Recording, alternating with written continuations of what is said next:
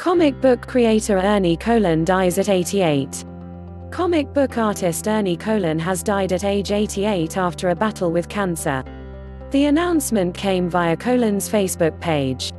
Here's the status. I'm posting today with a heavy heart.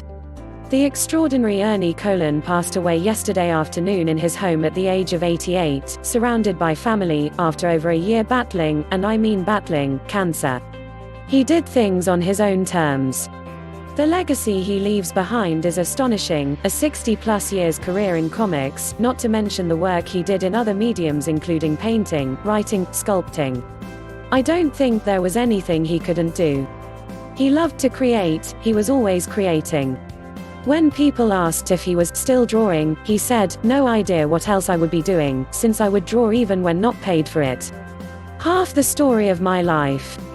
The following news script taken from The Hollywood Reporter by Graham Macmillan. All clips may not represent the story. Watch to become bilingual, as this video is specially made for English learners. Please subscribe to my channel.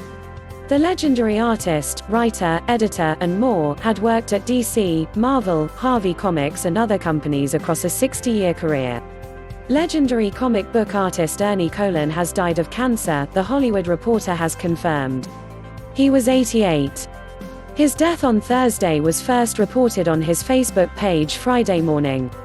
Colon's career spanned more than half a century as well as multiple publishers and genres, and saw him take on multiple roles, including comic book editor for DC in the 1980s, writer, colorist and letterer. He was, however, best known for his artwork on titles including Marvel's Damage Control, DC's Amethyst, Princess of Gemworld, as well as the illustrated edition of the 9/11 Commission Report. His first credited work appeared in 1967's Whammo Giant Comics, although it's known that he'd earlier worked on various Harvey Comics titles without his name being attached. From there, he moved to Gold Key Comics and Warren Publishing, with his work appearing in multiple issues of the latter's iconic Vampirella, creepy and eerie titles.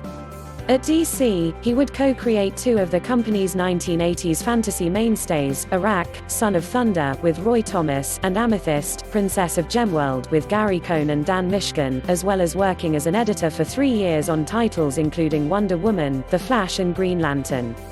Moving to Marvel in the mid-80s, Colon was a mainstay of the publisher's short-lived Star Comics imprint aimed at younger readers, and he also worked on the superhero comedy property Damage Control and the sci-fi series Doom 2099 and wrote, drew and did lettering on the fantasy graphic novel Axe.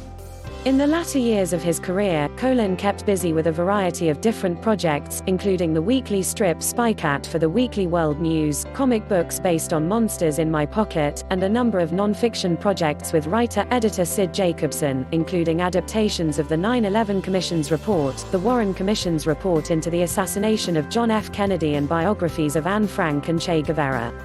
Thanks for watching.